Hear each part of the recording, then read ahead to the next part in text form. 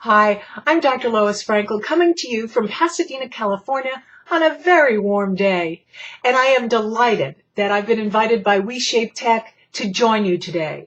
And I want to give you a couple of tips to help you get and keep the jobs you want. First of all, as you know, I'm the author of Nice Girls Don't Get the Corner Office.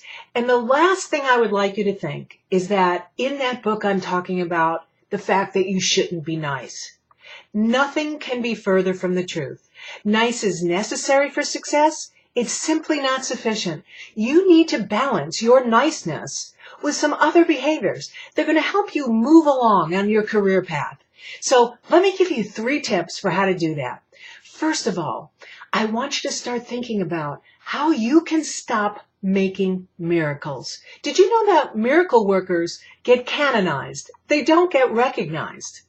And if you're the type of person who says yes to everything, that's not a bad thing. But you've got to learn how to say yes and. Because the fact is that people who make miracles often aren't the ones who get promoted or noticed or rewarded. Those are the people who get more to do because they know that you can make a miracle. Now, I'm a big believer in saying yes to everything I'm asked to do. It's one of the reasons why I'm here today with WeShape Tech. I also am in the habit of managing expectations, of letting people know what's realistic and what's not. So although I say yes, I often say yes and. Let me tell you how this might sound. Let's say that your boss asks you to get something done with less time, fewer resources, less money than is humanly possible. What you can do is say, yes, I'd be happy to do that. And let me tell you what I can do with that amount of time or that amount of money. With that amount of time, I don't think I'm going to be able to deliver to you the high quality product that you want. If you would like me to just take that amount of time, I'll do my very best. If you can give me another few days, I really believe that the finished product is going to exceed your expectations. But the choice is yours. You tell me what you would prefer.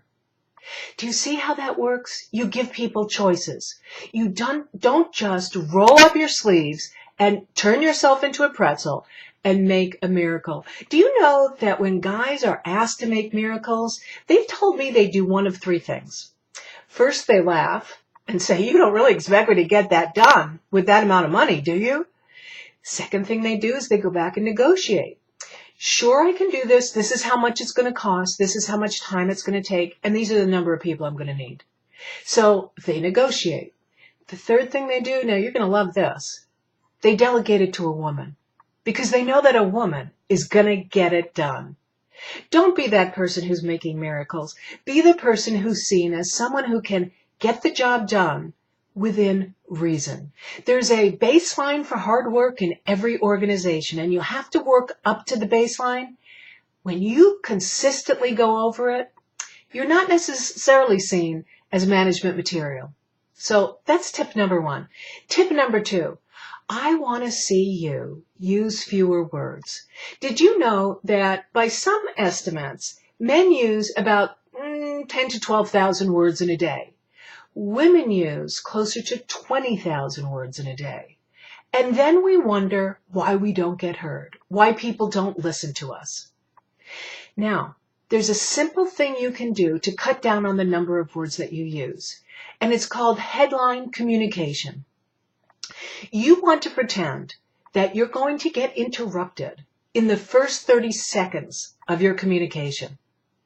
So you need to plan your communication in your mind in advance. What I like to say is that you have to plan every presentation, and every time you open your mouth, it's a presentation. People are going to judge you. So what you do is you make sure the first thing out of your mouth is the most important. Then you support that with 2 or 3 pieces of data. And then you add a tagline. The tagline kind of cues everybody that you're finished. But most importantly, it cues you that you're finished. So here's how this might sound. You're in a meeting and you say, I believe that what we need to do is change our marketing strategy within the first quarter of next year, or we're going to lose even more market share. Now, I say that for 3 reasons. One is because we haven't changed our marketing strategy in over 3 years. It's antiquated given everything that's happened in the market. Number two, we are already losing market share to our competitors who are doing things differently and more state of the art.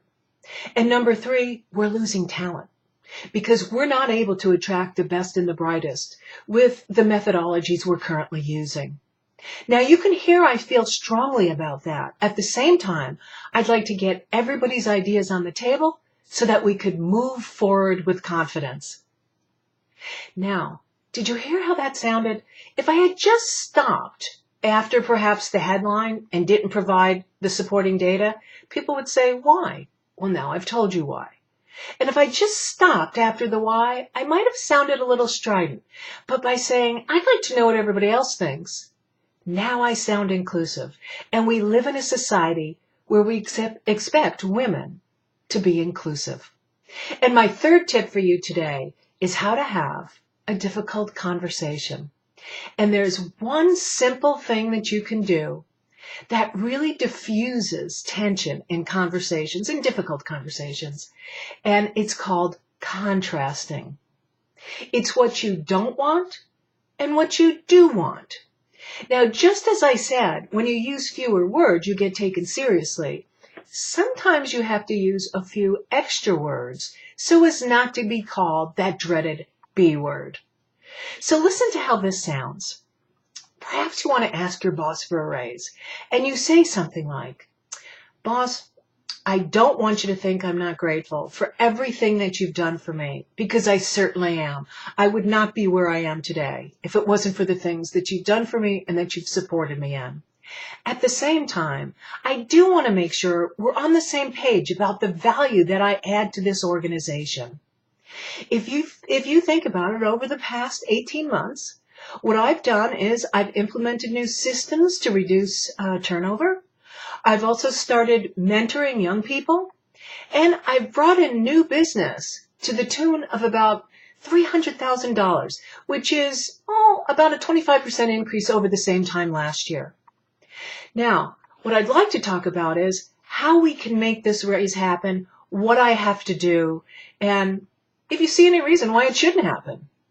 Now, if the boss says no can do, that's your opportunity to get data. You made your case for why.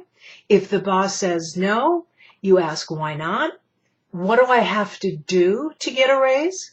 Or whatever it is you want. It doesn't have to be a raise. And now you have data that you can work on. And you can end the conversation with, sounds fair enough. I will do those things and follow up with you in about 90 days. And let's see if I'm on track. So you don't just drop it. You make sure the boss knows you're going to come back and revisit it. So those are just 3 tips that I have for you for how you can get and keep the job you want.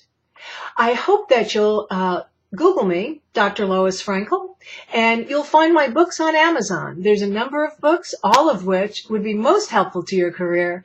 And again, I thank you for inviting me to be with you today.